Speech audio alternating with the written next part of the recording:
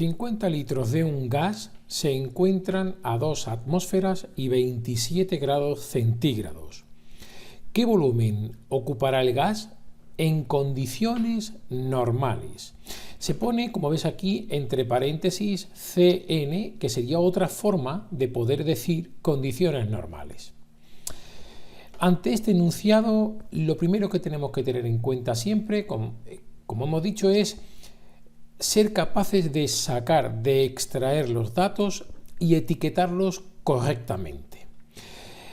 De una primera lectura, podemos tener claro que la temperatura que me dan, que son 27 grados centígrados, debo expresarla en Kelvin, en escala absoluta de temperatura.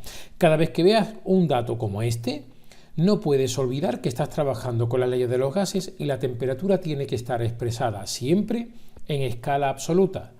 ¿Cómo se convertía? Pues aquí lo tienes. Vas a obtener la escala absoluta, Kelvin, si a los grados centígrados que te da el enunciado le sumas 273.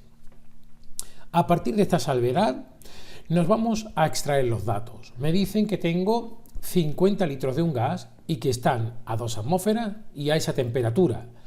Es decir, la primera etiqueta que vamos a poner sería V1, indicando que es el volumen inicial, los 50 litros. P1, la presión inicial, nos dicen que son 2 atmósferas. Y por último, la temperatura inicial T1, que expresándola en Kelvin quedan 300 Kelvin, usando la formulita que acabas de ver aquí y que te he explicado.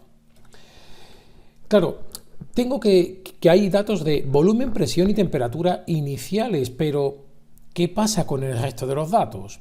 Y aquí está la singularidad de este problema.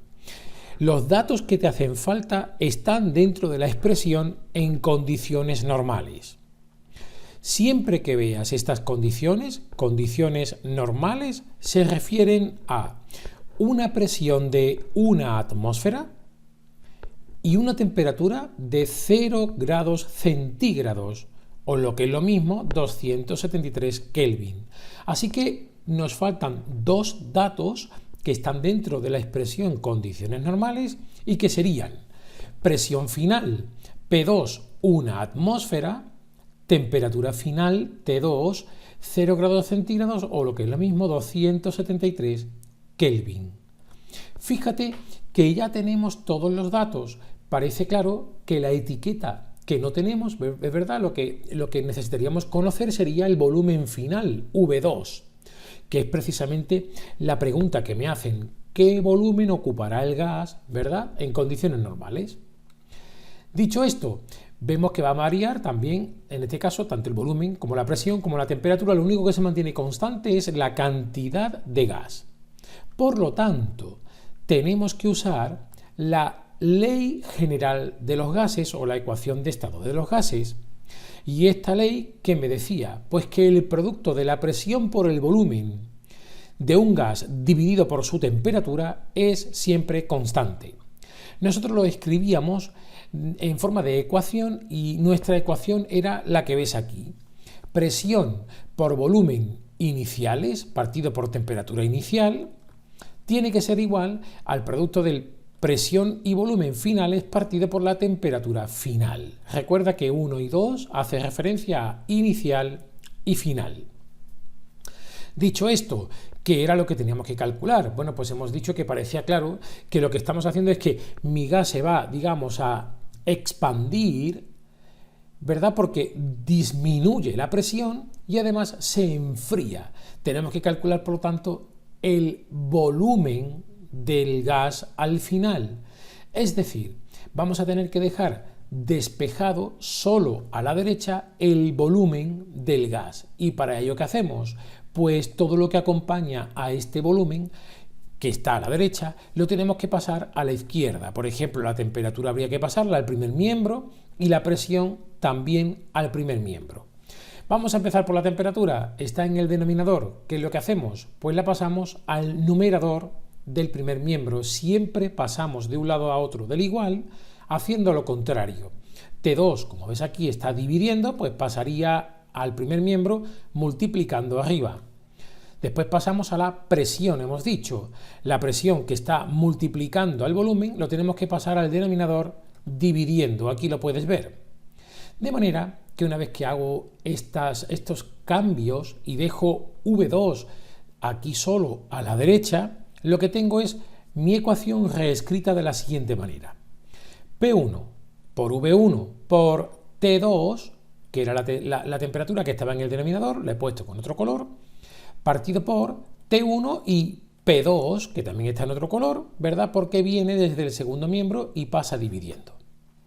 Una vez que tengo despejado el volumen que quiero calcular, el volumen final, recuerda que es muy importante siempre despejar y dejar lo que quiero calcular a un lado del igual solo. Una vez que lo tengo, digo, lo siguiente que hago es ya sustituir por los valores que tienen cada una de las etiquetas que tengo en los datos. Por eso es tan importante etiquetarlos correctamente. Pues vamos a sustituir y tendríamos el volumen final va a ser presión inicial 2 atmósferas por volumen inicial 50 litros por temperatura final 273 Kelvin dividido por temperatura inicial 300 Kelvin por una atmósfera, que sería la presión final. Una vez que pongo los datos, acuérdate, viene la hora de trabajar las unidades. Podemos tener, digamos, tenemos aquí atmósferas arriba y abajo, todos son factores que están multiplicándose entre sí, por lo tanto podemos cancelar la unidad de presión, que son atmósferas, y hacemos exactamente lo mismo con las de temperatura, Kelvin y Kelvin. Por lo tanto, nos queda como unidad final litros, que es coherente con lo que estoy calculando, que era el volumen final. Ya estoy seguro de que mi ejercicio tiene sentido físico. Hago la operación y obtengo como valor 91 litros, que además era lo esperable, es decir, aumentado su volumen. Con esto queda finalizado nuestro problema. Si te ha gustado el vídeo, por favor, danos un like y además, si te suscribes al canal, nos haces un gran favor. Muchas gracias.